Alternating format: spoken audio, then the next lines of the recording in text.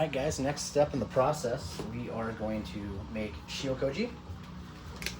So we already shioed our sweet beans that we koji'd, and now we're going to do our jasmine rice. So jasmine rice is more of a traditional koji. If you look around at a lot of people's recipes, or like, and this includes like distributors of koji, you'll notice that a lot of them tend to use jasmine rice. The reason why is jasmine rice is a long grain rice. Long grain rices have more protein structure to them.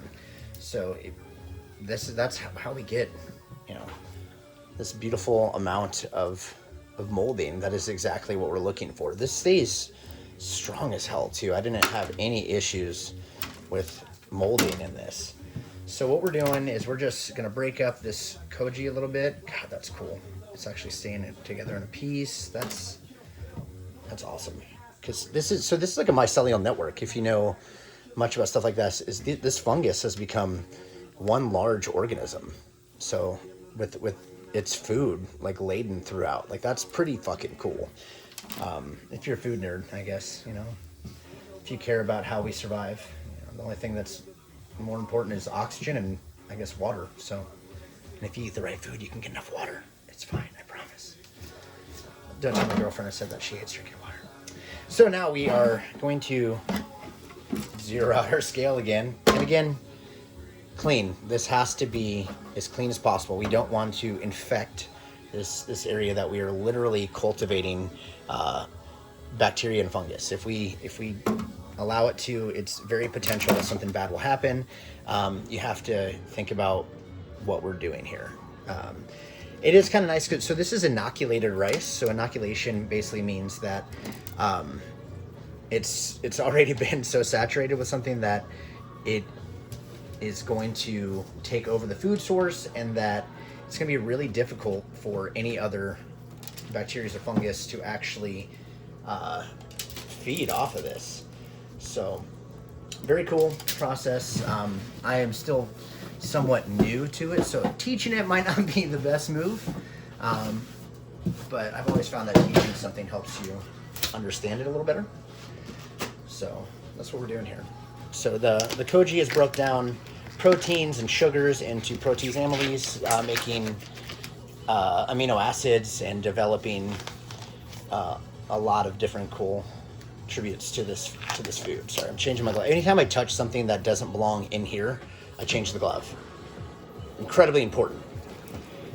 So now we're just going to break this up a little bit, and we're going to look at our total weight that we have, and then we are going, since this is like already cooked rice that's now been, if you could see, you probably can't see it, there's spores coming out of this as I'm breaking it up. This is really cool. If I had let this go for like another day, I could have just harvested the spores for the next time I do koji. I wouldn't need to like buy any koji spores or anything like that.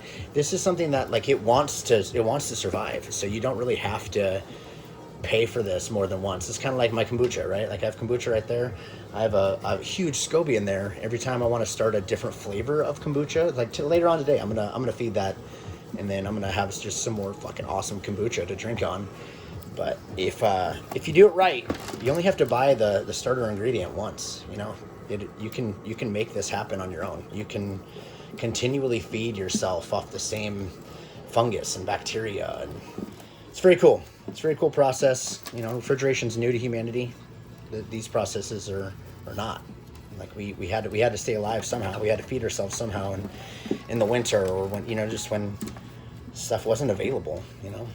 You harvest all this food, you don't eat it all. What do you do? Like it's just like our fridges, except they would lose the food after hours. It wouldn't be edible. So salt is a huge preserver of everything. We already know that, but salt does not kill Lactobacillus oryzae unless it's too high of a concentration. Not Lactobacillus oryzae. I'm mixing fucking bacteria and fungus. This is Aspergillus oryzae, and then we're gonna make Lactobacillus flourish on this. So Lactobacillus is on everything. It's on your skin, it's on grapes, it's on apples, it's on vegetables. It doesn't matter. Everything has that bacteria on it. If that bacteria is given a chance to survive and thrive, it will break down food the same way that your body will break down food. It'll just make the food easier for your body to actually absorb what you're eating. So it just makes sense to continue to use this stuff instead of treating it like a remnant of the past. Like, nobody had gluten intolerance, 200 years ago.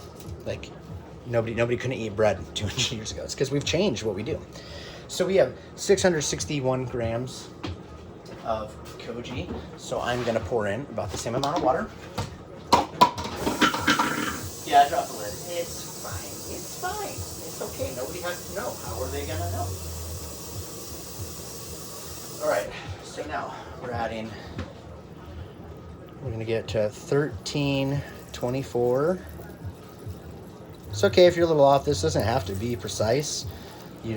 Not this part. The next part does have to be precise. As long as the brine has the right amount of salt in it, everything's going to be safe. All right, so we need to do 4% of 1300.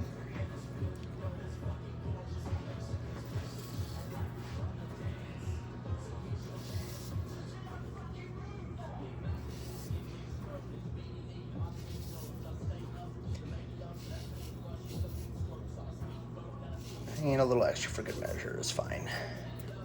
As long as we don't get above 10%. Above 10%, it becomes too saline rich of a situation, and it's actually going to cause that lacto to have a hard time surviving.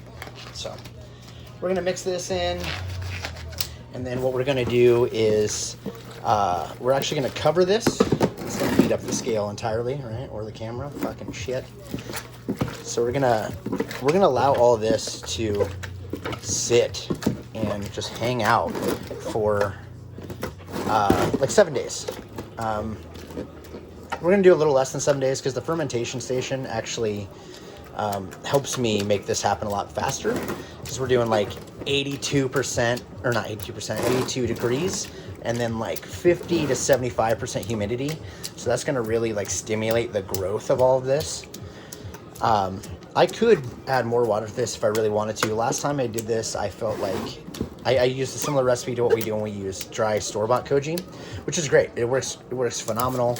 Average person will not know the difference, but I know the difference. I know the flavor. It brings a little more out of it when you make it yourself, right? It's just a point of pride. So now these two Kojis are now becoming Shio Koji. So we're gonna let these sit, and then we are gonna blend them up, and then we're gonna just coat meat in both of these, and we're gonna see how the meat tastes on both of them. And that'll help us in the future when we're doing more pop-ups, or when we actually get the food truck going, to be able to choose what we want to do, make the flavors we want to make. So this is really neat too. So this is another project that I've been working on in the same realm of things.